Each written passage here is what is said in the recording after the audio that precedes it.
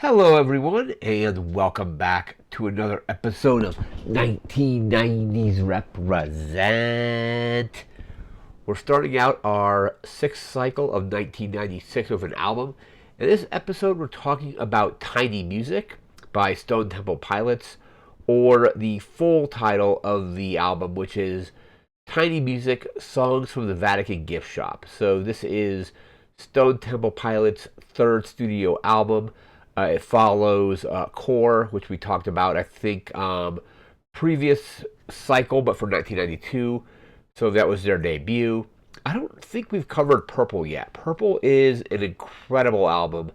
It's probably their best one, and I think I definitely will cover that album at some point on this series. Like I said, Purple's probably my favorite album from them. I think I kind of go Purple, then Core, and then Tiny Music. You can kind of interchange Core and Tiny Music a little bit. So apparently, when this album came out initially, it didn't review very well. So it kind of had mixed reviews, at least at the beginning. But now, kind of people have had a turnaround on it, and now it's people like I think they see it as being better than it was when it came out. When it came out, it was kind of it's them dabbling a little bit more in, don't really want to say experimental music, but it's them going in a more rock, like straight up rock and roll direction as opposed to grunge. So maybe I think maybe some critics and fans were thinking they were going to get another album like Core and like Purple, but they got something kind of totally different. This one, at least out of their first initial three albums, is the one that I think veers away from grunge the most.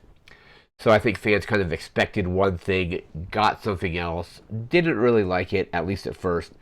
And but nowadays it seems to be getting kind of the respect that it probably deserved initially. But yeah, because we'll look at when you look at the reviews, we'll look at the original review scores as well as the kind of retrospective reviews of some of these media outlets going back and like re-reviewing the album. But I have my notes here for it, so we're going to get through those, and then we will get to our track list and all that kind of stuff. I listened to this album again recently, and it's a lot of fun, and it's just an incredibly solid kind of basically like a rock album. But anyhow, Tiny Music, Songs from the Vatican Gift Shop, first released March 26th, 1996. Like I said a moment ago, this is their third studio album. Like I said, it moves away from the kind of the grunge genre of their first two albums. It goes more into rock, and they use like other kind of various instruments that they weren't using before, such as like the title track is like just an instrumental that's I think played on like a Rhodes piano. They use like various organs and other kinds of music. That's why I say kind of experimental, like instruments that they weren't probably used to using on their previous albums. There was a lot of production problems and kind of recording problems, and just inner band personal issues going on at the time before like this was recorded. So basically, a lot of it stems from Scott Weiland's like drug use and like drug addiction and things like that. So basically, like I think like they recorded Purple, but even back in the time of them recording that, there were these issues were already popping up, and they became pretty bad around the time that they were going to record this album, according to my research. Apparently, at the time, Scott was basically kind of absent from the band. Was apparently living at the Chateau Marmont in L.A.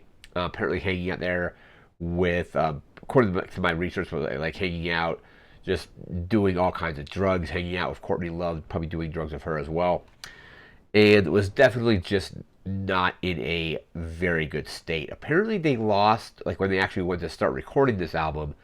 I think they were recording. I think it was like February 1995. They recorded for a while, and it had like 2 weeks worth of material that they ended up just having to scrap due to kind of the condition that Scott Weiland was in at the time. Eventually, like luckily, he did go into to rehab, and then came back out of that to join the rest of the band to record the album. Um, but the other members of the band, they weren't sure what was going to happen with the band. That they didn't break up Stone Temple Pilots, but what they did is they I've got to bring the name of the band up, but they basically started another band in the meantime of this, and yeah, it was called Talk Show. Is the name of the band that the rest of the members of STP formed when they didn't know what the future was going to hold for Stone Temple Pilots with Scott. So they kind of created this band called Talk Show, and they wrote a bunch of song concepts and like songs, and then eventually when they came back to the studio, they were kind of like saying, okay, that's an STP song, that could be a talk show song. These two are STP songs. Like they were going through a list and kind of trying to like divide up what songs were going to go to like what bands and what have you. So yeah, they formed that, and Scott also at the time formed another band as well called the Magnificent Bastards. So they basically formed that. I think he did some work on the soundtrack to Tank Girl as well. But then when they eventually kind of reunited, I don't really want to say reunited because STP was never really officially like disbanded or anything. There was kind of like a hiatus, and then they came back together, like a somewhat brief hiatus, I guess. But they recorded the album at I think it's Westerly Ranch, and the band lived on that property while they were recording it. Other bands have done this as well, where they will like live in the building, or like there's like a record studio attached to a house, and they'll live there during the production and recording of the album. So they did that there. One of the main contributing reasons why they did that is it allowed them to kind of keep Scott on task and hopefully prevent him from kind of like backsliding into the issues that kind of derailed the recording sessions initially. So it also just allowed him to focus on the music and getting the album recorded instead of maybe doing a song or two, them going back back to their homes, Scott getting into more trouble with drugs and what have you. So it allowed them to kind of work somewhat just in a distraction-free environment, so to speak. But they kept them on the task with that. I have a quote here from Robert DeLeo of STP about kind of some of the process here. Let me bring that quote up. So basically, this is basically them talking about, or him talking about checking in on Scott when they were in the recording process. Said, this is Robert DeLeo who's saying this. So it's like, quote, there were times when we did go upstairs and you had to walk past Scott's bedroom first when you went up. And we just were checking in on him to see if he was alive, literally.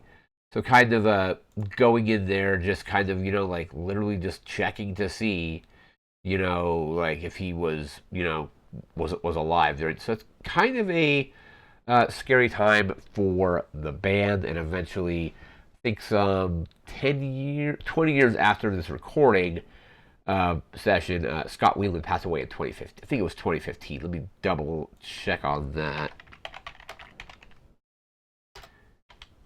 Yeah, so Scott Weiland, I believe it was 2015. Yeah, let me see. October 27th, 1967 to December 3rd, 2015. So, and I think it was, let me just see here.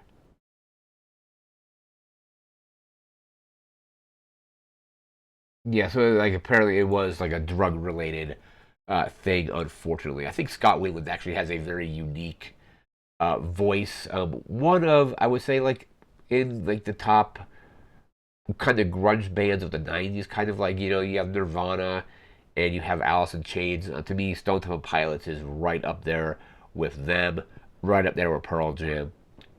And it's just very unfortunate there, unfortunately. So that was that. Like we mentioned in the beginning of the video, the album came out to kind of mixed reviews at first, but lately it's kind of had better reviews. So we're now going to move into our reviews here for this album. We'll look at the original reviews first, and then we'll look at the retrospective reviews. So kind of mixed reviews at first. So Entertainment Weekly gave it a C. Music Hound Rock gave it a 4 out of 5. So that was decent. NME kind of in the middle of a 5 out of 10. Really low score from Pitchfork with a 0.8 out of 10. Like I know Pitchfork is usually pretty notorious for being kind of harsh on their reviews, but even for them, that's pretty bad. A 0.8 out of 10. Rolling Stone coming in with a 3 out of 5, and then Spin coming in with a 5 out of 10. So a couple that are right in the middle with Spin and NME.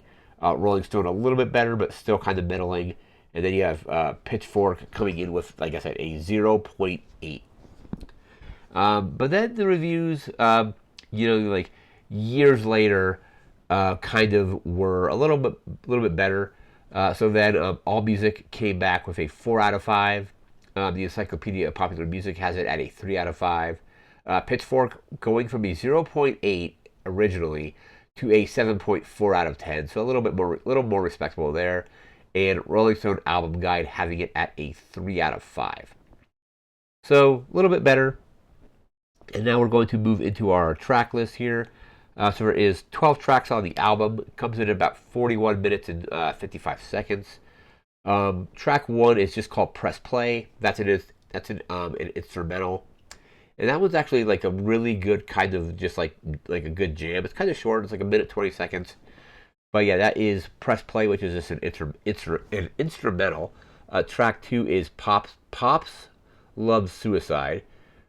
Track 3 is Tumble in the Rough. Track 4 is Big Bang Baby. That's a great track. That's one of the more iconic tracks on the album.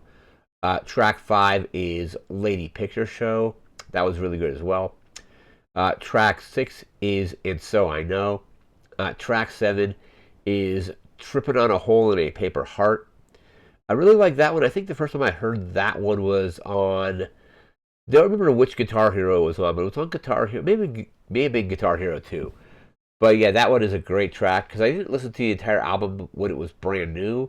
But I remember listening to it after, kind of getting into it after playing Guitar Hero or Guitar Hero 2 and hearing that song. Like I think I knew Big Bang Baby and Lady Picture Show from them being singles.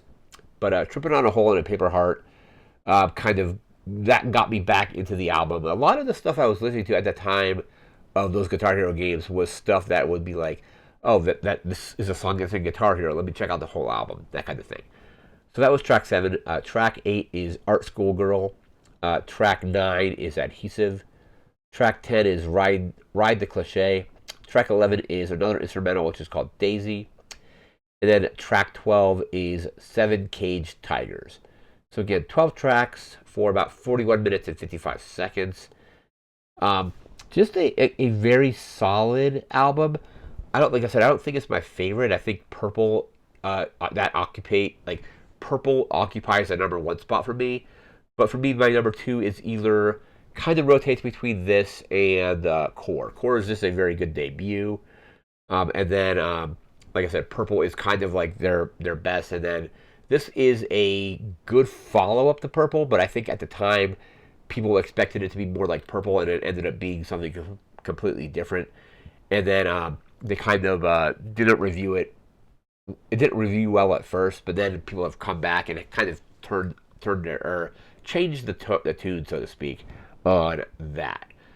But yeah, Tiny Music, Songs of the Vatican Gift Shop is just a very solid album, a good album from STP. Like I said, probably in the top 3 for me from at least their first 3 albums I think are their best. But yeah, that is going to do it for this video. We'll be back in a few days covering a movie from 1996, and then we'll be moving into a video game before jumping into 1997. So that is going to do it for now. So remember to like, comment, share, and subscribe. We'll see you again next time. Thanks again for watching. Take care and have a good one. See ya.